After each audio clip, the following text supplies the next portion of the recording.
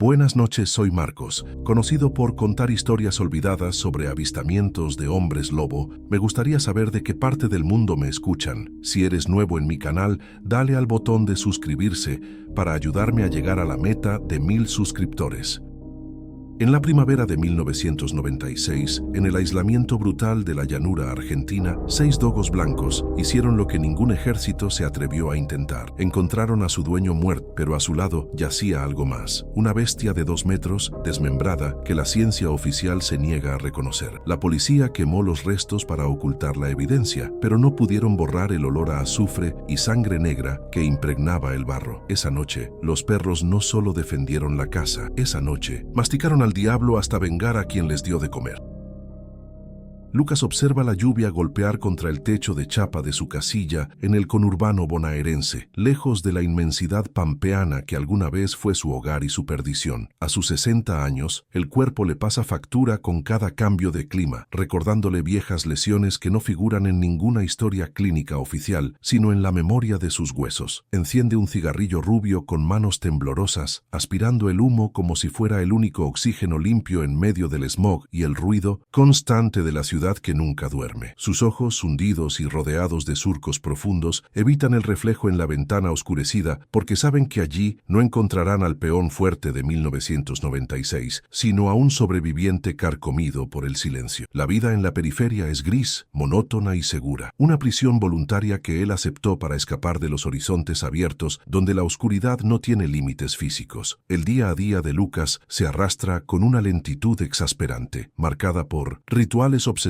que los vecinos confunden con manías de viejo solitario, ignorando que son tácticas defensivas aprendidas a la fuerza. Revisa las cerraduras 3 veces antes de que caiga el sol y nunca deja las cortinas abiertas cuando la luna está llena. Una superstición que en la ciudad parece ridícula, pero que para él es ley de vida. No tiene perro. Una ironía cruel para quien dedicó sus mejores años a la crianza de los mejores dogos argentinos del país. Pero la mera idea de escuchar un ladrido en la madrugada le hiela la sangre. Prefiere el sonido del televisor encendido en un canal de noticias las 24 horas, un ruido blanco necesario para tapar los ecos de aquellos gruñidos guturales que todavía resuenan en su cabeza cuando el silencio se vuelve demasiado denso y pesado. La soledad en este barrio obrero es distinta a la de la estancia El Silencio. Aquí se está solo entre miles, allá uno estaba solo frente a la nada absoluta y devoradora. Lucas se sienta en su mesa de fórmica, acariciando las vetas gastadas de la madera mientras la pava eléctrica hierve, preparándose unos mates amargos que ya no tienen el sabor de la charla compartida con don Anselmo. Su mente viaja involuntariamente hacia el pasado, hacia esas hectáreas de tierra seca y montes de Caldén, donde el viento norte arrastra polvo y secretos que nadie quiere desenterrar. Se ha convertido en un fantasma en vida, un hombre que camina mirando por encima del hombro, esperando un ajuste de cuentas que sabe que tarde o temprano llegará desde el sur. La culpa es un animal paciente que no necesita correr para alcanzar a su presa, y Lucas siente su aliento en la nuca cada noche. Don Anselmo no era simplemente su patrón, era una figura paterna tallada en quebracho, un hombre de pocas palabras y mirada severa que entendía el lenguaje de la sangre mejor que nadie en la región. Lucas recuerda el respeto casi religioso que el viejo tenía por sus animales, esa conexión telepática que existía entre el criador y su jauría blanca, una fuerza de la naturaleza contenida en músculos y mandíbulas. No criaban mascotas en el silencio, forjaban armas biológicas diseñadas para la lealtad y el coraje extremo, perros capaces de mirar a la muerte a los ojos sin retroceder un milímetro. Recordar a Anselmo es invocar también el dolor de la ausencia, el peso de haberle fallado en el único momento en que la fuerza humana no alcanzaba y se necesitaba algo más. La imagen del viejo acariciando la cabeza de fantasma es un cuadro que Lucas guarda con celo doloroso. La estancia El Silencio hacía honor a su nombre, ubicada en esa frontera difusa donde la llanura pampeana empieza a ensuciarse con el monte espinoso, un territorio hostil para el que no conoce sus reglas no escritas. El aislamiento era total. Los caminos de tierra se convertían en trampas de barro intransitable con las lluvias, cortando cualquier vínculo con la civilización y dejando a los hombres a merced de su propia psiquis. Allí, el tiempo parecía detenerse o moverse en círculos círculos, marcados solamente por las estaciones y los ciclos de reproducción de los animales, lejos de las leyes de los hombres de ciudad. Lucas amaba ese aislamiento porque le daba propósito y orden, sin saber que esa misma soledad sería el escenario perfecto para que el horror se manifestara sin testigos, en un teatro vacío donde los gritos se pierden en la inmensidad del paisaje chato. Los dogos eran la única familia que Lucas reconocía, 6 bestias de un blanco impoluto que contrastaba violentamente con la mugre y los colores apagados del campo argentino. Liderados por Fantasma, un macho de 70 kilos con cicatrices de viejas cacerías de jabalí, la jauría patrullaba el perímetro con una disciplina marcial que asombraba y aterraba a los peones golondrina. No eran perros que ladraran por cualquier cosa. Su silencio era su característica más inquietante, una señal de que analizaban la amenaza antes de ejecutar la sentencia. Lucas pasaba horas observándolos, fascinado por la pureza de su instinto, esa capacidad de pasar de la calma absoluta a la violencia explosiva en una fracción de segundo. Eran la barrera entre la casa principal y lo desconocido, guardianes de una frontera invisible que separaba el orden de Anselmo del caos salvaje que habitaba en la profundidad del monte. Agosto de 1996 trajo consigo una atmósfera pesada, una electricidad estática que erizaba la piel y ponía a los caballos nerviosos sin razón aparente, como si el aire mismo estuviera cargado de presagios funestos. Se acercaba la tormenta de Santa Rosa, ese evento climático que en el campo se espera con una mezcla de alivio por el agua y temor por la furia del cielo. Lucas recuerda cómo el comportamiento de la jauría comenzó a cambiar sutilmente días antes, dejando de comer y pasando las noches con la mirada fija en la línea de árboles, tensos como cuerdas de violín a punto de cortarse. No había ladridos, solo un gruñido bajo y continuo, una vibración que nacía en el pecho de los animales y se contagiaba al piso de madera de la galería. Algo estaba cambiando en la jerarquía del ecosistema, y ellos lo sabían antes que los hombres. Hoy, mientras apaga el tercer cigarrillo en un cenicero desbordado, Lucas siente la necesidad imperiosa de hablar, de romper el pacto de silencio que las autoridades y su propio miedo le impusieron hace décadas. Ha escuchado rumores en el almacén, susurros sobre ganado mutilado y apariciones extrañas en la zona de la vieja estancia, y sabe que la historia está condenada a repetirse si alguien no enciende una luz sobre la verdad. No busca redención, porque sabe que hay pecados que no se lavan ni con agua bendita, pero sí busca advertir a los nuevos incautos que creen que la tecnología los protegerá de lo ancestral. Su voz mental se prepara para narrar lo inenarrable, para poner en palabras el terror que sintió al ver que incluso las leyes de la biología pueden torcerse cuando la oscuridad reclama lo suyo. Es una confesión terminal. El monte de Caldén no es solo un conjunto de árboles y arbustos, es una entidad viva, un laberinto de sombras y espinas que respira y observa con la paciencia de los siglos. Lucas conocía cada sendero, cada claro, cada aguada, pero en esas semanas previas al desastre, el monte se había vuelto ajeno, hostil, como si hubiera cerrado filas para proteger a un intruso abominable. Los sonidos habituales de la fauna nocturna, los grillos, las lechuzas, los zorros, se habían apagado gradualmente, dejando un vacío sonoro que resultaba ensordecedor para quien sabe escuchar el campo. Esa ausencia de vida normal era la señal más clara de que un depredador alfa había entrado en el territorio, uno que no respetaba las cadenas alimenticias conocidas y cuya mera presencia espantaba a las almas más simples. El monte estaba conteniendo la respiración, esperando el primer derramamiento de sangre. Aquel último día de normalidad, Lucas tuvo que preparar la camioneta Ford F-100 para ir al pueblo a buscar provisiones y repuestos, una tarea rutinaria que se convertiría en su sentencia de supervivencia y culpa eterna. Recuerda la mirada de don Anselmo cuando se despidieron en la tranquera, una mirada indescifrable, tal vez premonitoria, mientras Fantasma se quedaba sentado a su lado, rígido como una estatua de mármol. El cielo se estaba poniendo negro hacia el sur, una pared de nubes color plomo que avanzaba devorando el azul, prometiendo agua y violencia sobre la tierra reseca. Lucas aceleró por el camino de tierra, levantando una estela de polvo, sin saber que estaba dejando atrás el mundo tal como lo conocía y que al intentar regresar encontraría que las puertas del infierno se habían abierto de par en par en su propia casa. La tormenta de Santa Rosa cumplió su promesa con una violencia bíblica, desatando un diluvio que convirtió las calles de tierra del pueblo en ríos de lodo intransitables, aislando a Lucas en una pensión de mala muerte. Pasó la noche despierto, escuchando cómo el viento golpeaba las ventanas como si quisiera entrar, con una sensación de urgencia que le apretaba el estómago y no lo dejaba respirar. Sabía que los caminos hacia la estancia estarían cortados, que el barro arcilloso de la zona se transformaría en una trampa mortal para cualquier vehículo, incluso para su vieja Ford. Bebió ginebra barata para calmar los nervios, pero el alcohol solo sirvió para avivar las brasas de una intuición oscura, esa certeza visceral que tienen los hombres de campo cuando saben que la desgracia ha caído sobre su tierra. Se sentía un desertor, atrapado entre cuatro paredes, mientras en el silencio la naturaleza mostraba sus dientes más afilados sin nadie que cubriera la retaguardia. Al amanecer, con la lluvia convertida en una llovizna persistente y gris, Lucas encendió la camioneta, ignorando las advertencias del dueño de la pensión sobre el estado de los caminos vecinales. El motor de la F100 rugió con dificultad, tosiendo, humo negro antes de estabilizarse, como si la máquina también sintiera la resistencia del aire cargado de humedad y presagios. El viaje de regreso fue una pesadilla de volantazos y patinadas, con el barro salpicando el parabrisas y ensuciando la visión de un paisaje que parecía haber cambiado durante la noche. Los campos estaban inundados, reflejando un cielo plomizo y bajo que aplastaba el horizonte, y no se veía ni un alma en kilómetros a la redonda, ni ganado, ni pájaros. La soledad era absoluta, pero no era una soledad de paz. Era el vacío que queda después de que algo terrible ha pasado y se ha llevado la vida consigo. Cuando finalmente divisó la entrada de la estancia el silencio, el corazón de Lucas dio un vuelco doloroso, confirmando que sus peores miedos se habían quedado cortos ante la realidad. La tranquera principal, una estructura maciza de quebracho y hierro forjado diseñada para durar 100 años, no estaba simplemente abierta, estaba destrozada, arrancada de cuajo de los postes como si fuera de papel. La madera astillada apuntaba hacia adentro, indicando que la fuerza que había impactado contra ella venía desde el camino. Una embestida brutal que no correspondía a ningún vehículo ni animal conocido. Lucas detuvo la camioneta con el motor en marcha, sus manos aferradas al volante con tanta fuerza que los nudillos se le pusieron blancos, incapaz de procesar la magnitud de la violencia que sugería aquella entrada violentada. El aire olía a ozono, a tierra, mojada y a algo más, un olor dulzón y metálico que le revolvió las tripas. Lo que más le heló la sangre no fue la destrucción de la madera, sino el silencio sepulcral que reinaba en la propiedad, una ausencia de sonido que pesaba más que el plomo. En cualquier otro día, al escuchar el motor de la camioneta, la jauría de dogos habría corrido hacia la entrada, una marea blanca de músculos y ladridos de bienvenida o alerta. Pero no había nada, ni un ladrido lejano, ni el tintineo de las cadenas, ni el movimiento frenético de las colas golpeando contra los costados. El silencio de los perros era la señal definitiva de que la jerarquía había sido quebrada, de que el orden impuesto por don Anselmo había sido borrado del mapa. Lucas bajó del vehículo con las piernas temblando, desenfundando un revólver 38 que llevaba en la guantera, un gesto inútil pero instintivo ante la amenaza invisible que saturaba el ambiente. Caminó por el sendero de entrada, sus botas hundiéndose en el barro pegajoso que parecía querer retenerlo, impedirle avanzar hacia el horror que lo esperaba en la casa principal. Cada paso era una lucha contra su propio instinto de supervivencia, que le gritaba que diera media vuelta y huyera hacia la civilización, lejos de esa tierra maldita. Observó las huellas en el suelo, borradas parcialmente por la lluvia, pero aún visibles, marcas profundas, garras que se habían clavado en la tierra con una fuerza descomunal, y otras huellas, las de los dogos, en una danza caótica de defensa y ataque. No había sido una invasión sigilosa, había sido una guerra abierta en el barro, una batalla campal bajo la tormenta. Lucas sentía la mirada del monte clavada en su nuca, miles de ojos invisibles observando al último hombre en pie acercarse al matadero. Al llegar al casco de la estancia, la escena que encontró en la galería le robó el aliento y le llenó la boca de un sabor amargo a bilis y desesperación. La vieja mecedora de don Anselmo estaba volcada, y las macetas con malbones que adornaban el frente estaban hechas añicos, esparciendo tierra negra y raíces expuestas sobre las baldosas. La puerta de entrada estaba abierta, golpeando rítmicamente contra el marco impulsada por una corriente de aire frío, produciendo un chirrido que sonaba como un lamento mecánico. Pero los ojos de Lucas no podían apartarse del bulto oscuro que yacía en el extremo de la galería. Una forma humana distorsionada distorsionada y rota, que alguna vez había sido su patrón, su amigo, su padre, sustituto. El mundo se redujo a ese punto focal de horror, borrando todo lo demás, dejando solo la crudeza de la muerte violenta. Lucas se acercó al cuerpo de don Anselmo con una reverencia fúnebre, obligándose a mirar lo que quedaba del hombre que le había enseñado todo sobre el honor y la lealtad. El viejo estaba irreconocible, su cuerpo desgarrado con una ferocidad que no pertenecía a este mundo, como si hubiera sido atacado por una máquina trituradora de carne y hueso. La ropa estaba hecha jirones, empapada en sangre que ya se había oscurecido, mezclándose con el barro arrastrado por la tormenta. No había sido una muerte rápida ni limpia, había sido una ejecución salvaje, un castigo por atreverse a interponerse en el camino de algo que no conocía la piedad. Lucas sintió que las lágrimas le quemaban los ojos, una mezcla de dolor y una furia fría que empezaba a nacer en su pecho, desplazando al miedo paralizante. A pocos metros del cuerpo, brillando débilmente bajo la luz grisácea de la mañana, yacía la vieja escopeta de 2 caños de Anselmo, un arma que el viejo cuidaba más que a su propia vida. Lucas la recogió, comprobando con manos temblorosas que estaba abierta y que los 2 cartuchos habían sido disparados, vainas vacías que olían a pólvora quemada. Anselmo había tenido tiempo de disparar, había enfrentado a su asesino de pie, sin retroceder, descargando plomo a quemarropa. Pero el arma estaba intacta, tirada como un juguete inútil, lo que significaba que los disparos no habían sido suficientes para detener a la bestia, o peor aún, que ni siquiera la habían hecho retroceder. El metal frío del arma en sus manos fue la confirmación de que las reglas del combate humano no se aplicaban aquí, que la pólvora era insuficiente contra la oscuridad que había bajado del monte. El vómito subió por la garganta de Lucas de golpe, una reacción fisiológica incontenible ante la sobrecarga sensorial del olor a sangre coagulada y vísceras expuestas. Se dobló sobre sí mismo, apoyando una mano en la pared de la casa para no caer, expulsando el poco alcohol y bilis que tenía en el estómago sobre los malbones rotos. Su cuerpo de soldado, endurecido por años de trabajo rudo y situaciones límite, colapsó momentáneamente ante la visión de la carnicería doméstica. No era la muerte lo que lo quebraba, sino la profanación, la falta de respeto absoluto por la vida humana que mostraba la escena. Jadeando, se limpió la boca con el dorso de la mano sucia de barro, sintiendo cómo la realidad se fracturaba y dejaba entrar los viejos fantasmas del trauma, esos que creía haber enterrado bajo capas de trabajo duro y rutina. Cuando logró recuperar el aliento, la culpa lo golpeó con más fuerza que el asco, un peso aplastante que se asentó sobre sus hombros y amenazó con hundirlo en el piso. Si no hubiera ido al pueblo, si no se hubiera dejado atrapar por la tormenta y la ginebra, quizás podría haber cambiado el destino, o al menos habría muerto junto a Anselmo, peleando espalda con espalda. La imagen del viejo solo, rodeado por la oscuridad y la lluvia, enfrentando el final con su escopeta y sus perros, era una tortura mental que Lucas sabía que llevaría consigo hasta la tumba. Se maldijo a sí mismo, maldijo al clima, maldijo a la camioneta, pero sobre todo maldijo su suerte de estar vivo mientras los mejores habían caído. La supervivencia no se sentía como un regalo, sino como una condena a ser el testigo, el encargado de limpiar el desastre. Entonces, en medio de la autocompasión y el horror, Lucas notó el detalle más perturbador de todos, la pieza que faltaba en el rompecabezas sangriento de la galería. No había cadáveres de perros. La jauría de 6 dogos, entrenados para morir antes que dejar que tocaran a su dueño, no estaba allí, ni vivos ni muertos. Si hubieran huido, habrían traicionado su propia naturaleza genética, algo imposible para la línea de sangre que Anselmo había perfeccionado durante décadas. Si hubieran muerto defendiéndolo, sus cuerpos deberían estar esparcidos alrededor del viejo, formando una barrera de carne blanca y dientes. La ausencia de los perros significaba algo mucho más complejo y aterrador. La pelea no había terminado en la galería. La pelea se había trasladado, se había movido. Los perros no habían huido, habían cazado. Lucas bajó los escalones de la galería, siguiendo un rastro que sus ojos entrenados empezaron a decodificar con una precisión forense, leyendo la historia escrita en el suelo húmedo. Había sangre de Anselmo cerca de la casa, roja y humana, pero a medida que se alejaba hacia el borde del bosque de Caldenes, aparecían otras manchas, distintas, repulsivas. Era una sangre negra, espesa como alquitrán, que no se diluía fácilmente con el agua de lluvia y que despedía un hedor químico, a amoníaco y carne podrida. Esa sangre no pertenecía a ningún animal de la fauna local, no era puma, no era jabalí, no era zorro, era la sangre de la cosa, la prueba física de que los